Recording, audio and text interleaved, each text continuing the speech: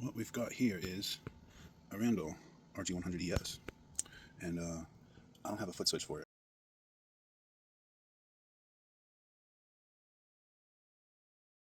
This is a cinch, which plugs into there.